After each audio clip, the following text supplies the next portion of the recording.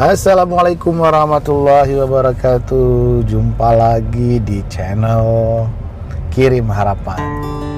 Ini adalah konten perdana di tahun 2024. Ya, mudah-mudahan bisa istiqomah ya setelah sempat mati suri. Mudah-mudahan di 2024 ini bisa lebih produktif, lebih bisa berbagi, dan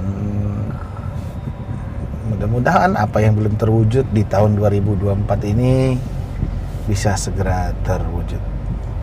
Oh ya, jangan lupa like dan share dan subscribe channel Kirim Harapan agar channel kita ini bisa bertumbuh dan mengambil bagian bersama-sama untuk membuat kita menjadi lebih baik lagi. Nah, Bi, aku mau nanya nih, Bi. Oke, gimana? Nah, menurut Abi, Anies Baswedan itu bagaimana ya? Apalagi setelah beliau itu melakukan live di TikTok ya, yang penontonnya itu 300.000 lebih. Nah, kalau menurutku itu keren banget sih, Bi. Nah, apa respon Abi terhadap itu? Ya, thanks ya. Jadi kalau bicara Anies Baswedan itu, dia tuh sosok yang mungkin ya merubah peta kampanye di tahun 2024 gitu. Kalau dulu itu orang tuh berkampanye itu kan pada panggung dangdut, nyanyi-nyanyi gitu kan. Nah, Anies Baswedan ini kayak ngerubah semua itu, dan kampanyenya itu membahas gagasan. Pertama, kalau kita lihat di Twitter itu ada namanya Desak Anies. Iya. Itu adalah kumpulan-kumpulan masyarakat dari berbagai kalangan langsung battle pikiran dengan Anies Baswedan itu loh. Itu keren banget. Yang kedua, apalagi tadi dia mulai merambah dunia TikTok itu manuver yang luar biasa.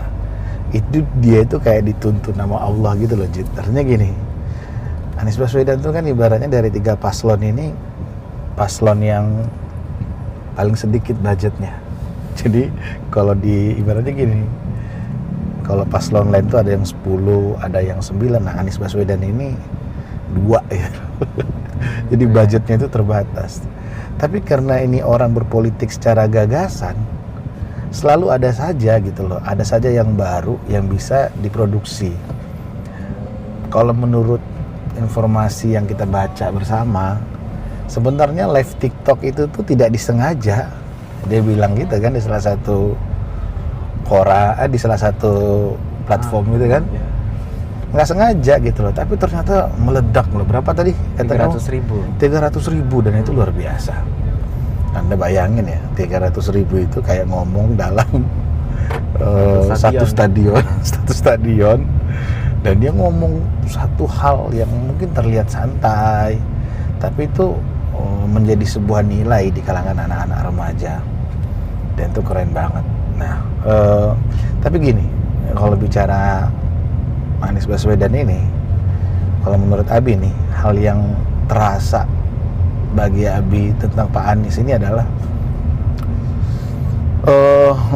dia itu selalu punya perhatian yang sangat sangat menyentuh terhadap guru gitu. Nilai-nilai pendidikan tuh keren banget.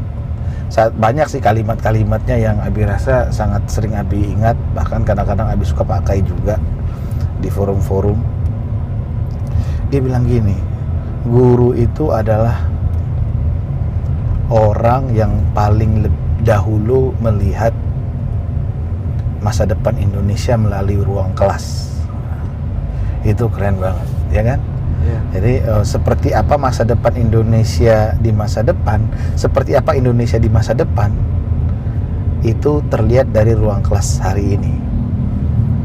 Waduh, Jadi artinya gini, guru itu adalah orang yang paling pertama ngelihat masa depan Indonesia melalui ruang kelas. ruang kelasnya. Itu bagus banget kata-katanya.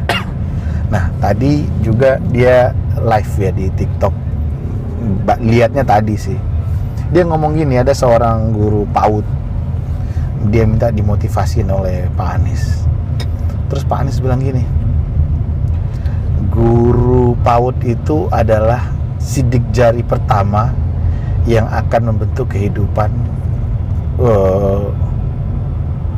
anak-anak di masa depan, dan sidik jari itu nggak bisa hilang. Jadi dan guru PAUD itu adalah guru yang tidak pernah bisa dilupakan. Oh, jadi kayak fondasinya gitu ya? Fondasinya gitu. Kamu ingat kan? Kamu nggak bisa lupa dong dengan guru-guru TK kamu kan? Ingat kan? Lupa sih. Tapi secara umum cenderungnya sih orang nggak lupa gitu. Nah, yang kedua, hal yang menarik lagi dari menurut Abi nih ya, ini kan kita bicara Pak Anies nih kan. Yang kedua, dalam sebuah simposium nasional tahun 2015, yang mana salah satu Abi ini peserta. Jadi ketika itu adalah simposium perdana di Indonesia di Hari Guru Nasional 2015. Jadi kami ini 1000 guru Indonesia didatangkan ke acara itu dengan memberikan karya-karya ilmiah kami. Nah, ternyata dalam pembukaan di malam hari itu panitia bilang gini, hanya 10 orang yang berhak menampilkan karya ilmiah itu. Nah, kami kan di sana itu ada sekitar 100 orang lebih gitu kan, yang sebenarnya harusnya diberikan kesempatan untuk mempresentasikan karya ilmiah. Tapi panitia itu entah kenapa, mungkin miskomunikasi atau seperti apa, atau rundownnya nggak tahu ya. Di kami itu yang kami tangkap adalah ya kami 100 orang ini siap mempresentasikan pikiran-pikiran kami kan. Nah, itu tuh deadlock tuh tiba-tiba di malam hari. Udah tengah malam itu Pak Anies datang di hotel, masih ingat banget tuh, hotel di Tandean. Dia bilang semua guru itu harus mempresentasikan karya ilmiahnya. Jadi ya kami semuanya merasa diapresiasi langsung oleh Menteri Pendidikan. Jadi itu kan nanti gini, aturan hanya 10 orang yang tampil, ini jadi 100 orang tuh tampil semuanya. Dan itu keren banget di tahun 2015. Nah, itu tadi. Jadi kalau bicara tentang Pak Anies, karena Abi adalah seorang guru, kata-katanya itu menyentuh banget kalau udah bicara guru.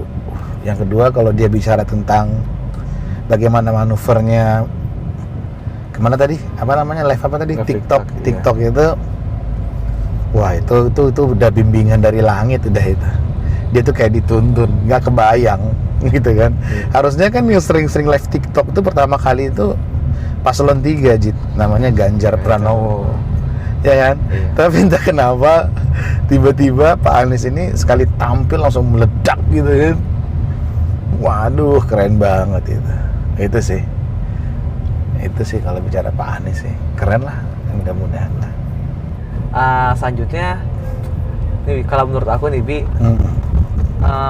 salah satu kelebihan atau kemampuan yang dimiliki oleh Pak Anies ini, dia memiliki kemampuan retorika yang baik. Iya. Dan juga kalimatnya itu menginspirasi ya, seperti kata Abi tadi. Iya, setuju banget itu. Nah, dan ini aku mau nanya nih Bi, menurut Abi nih yang pernah juga jadi guru sirah nih dan sejarah, ada nggak Bi sahabat Nabi yang memiliki kemampuan yang sama seperti Pak Anies ini? Oke, good question. Nah, jadi gini, yang memiliki kemampuan yang sama dengan Pak Anies, mungkin melampaui kemampuan dari Pak Anies ya. Iya, pasti. Jadi ada banyak ya, tapi satu yang paling dominan dalam literasi sejarah Islam, dia itu bernama Mus'ab bin Umair.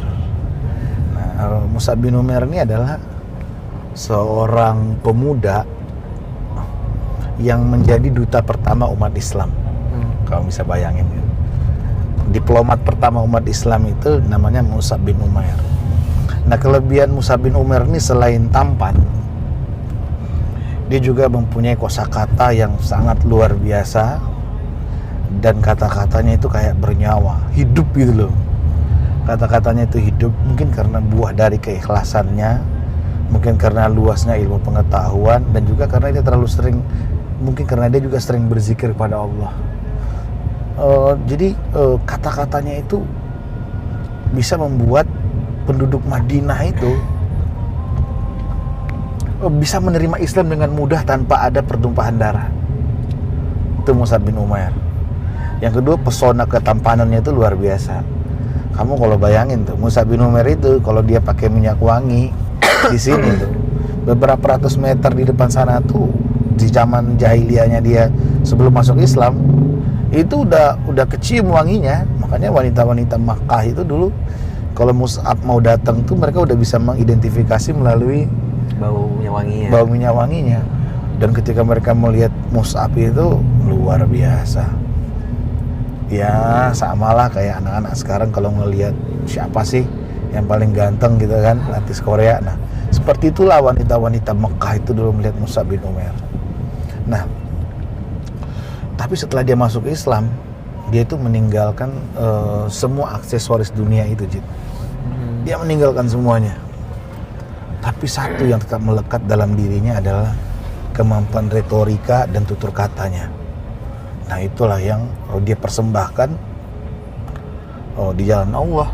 Makanya ketika Rasulullah hijrah itu, Madinah itu udah Islam dulu, dan itu dilakukan oleh Mus'ab bin Umair. Kemampuannya berbahasa dan berkata-katanya itu, gitu sih. Ya, itu bagus tuh pertanyaannya itu.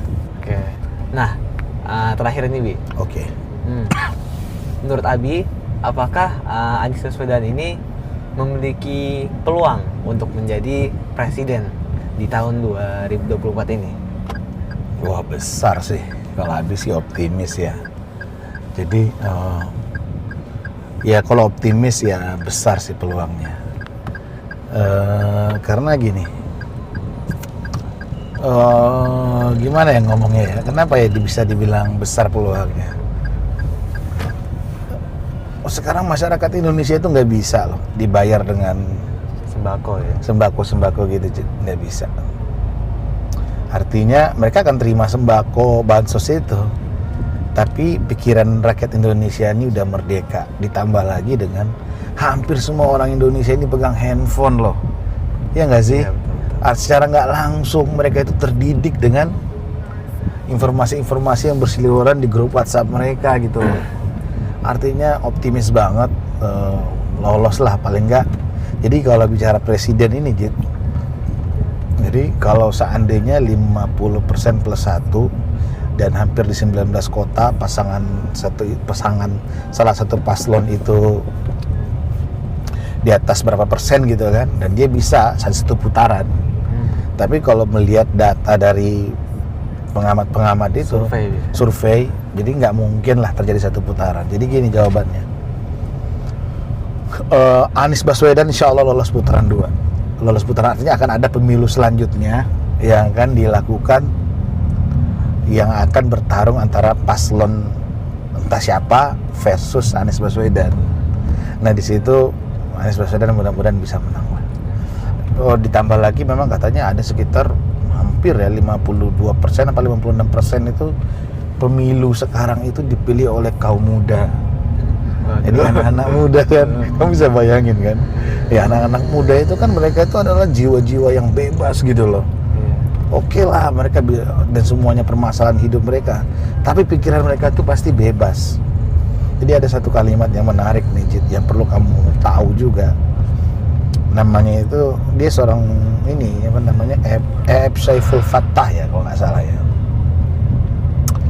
Dia bilang gini, saatnya perlawanan terbaik kita itu adalah di ruang TPS. Tahu TPS kan? Perlawanan terbaik kita itu adalah di ruang TPS ketika kita nyoblos seseorang. Karena ruang TPS itu tidak terhubung ke istana negara, tidak terhubung di kantor polisi, dan dia itu sangat pribadi. Jadi kalau kamu ingin memilih seseorang yang benar-benar bakal bisa bantuin kamu coblos di TPS itu karena nggak ada yang bakal tahu, ya nggak sih? Jadi artinya perlawanan kita tunjukkan di kertas suara. dan itu nggak bakal bisa ada yang kalahkan gitu lah. Ya itu sih menurut Abi sih, ya mudah-mudahan bisa lolos jadi presiden, karena sudah saatnya lah Indonesia yang sangat luar biasa ini dengan apa namanya, kekayaan alamnya, masya Allah, manusianya juga banyak, alamnya kaya, perut buminya penuh dengan tambang, harus diolah oleh orang-orang yang pintar, berpendidikan, punya rasa keadilan terhadap masyarakat kelas bawah. Jadi apa, kan kita nggak mau mendengar dari seluruh kekayaan di Indonesia ini, 19 orang doang orang yang terkaya di dunia, di Indonesia. Selebihnya rakyat Indonesia ini hanya berebut sedikit, yang kecil-kecilnya aja gitu loh. Nah kita pengen ini dibagi rata, jadi semuanya everybody happy lah. Iya. Gitu. Pertanyaan yang sangat luar biasa ya, sore-sore ngomong politik. Tapi oke lah, itu oke, bagus, itu bagus. Dan gini, apa namanya, menarik sih, politik 2024 ini berbeda banget sih auranya. Dan itu mendidik kamu juga kan. Jadi luar biasa sih, gitu sih. Oke, teman-teman, kami sudah mau sampai. Terima kasih. Insya Allah kami akan lanjutkan di konten-konten selanjutnya. Gimana Jit? Oke? Oke. Itu saja. Billahi taufik wa hidayah. Assalamualaikum warahmatullahi wabarakatuh.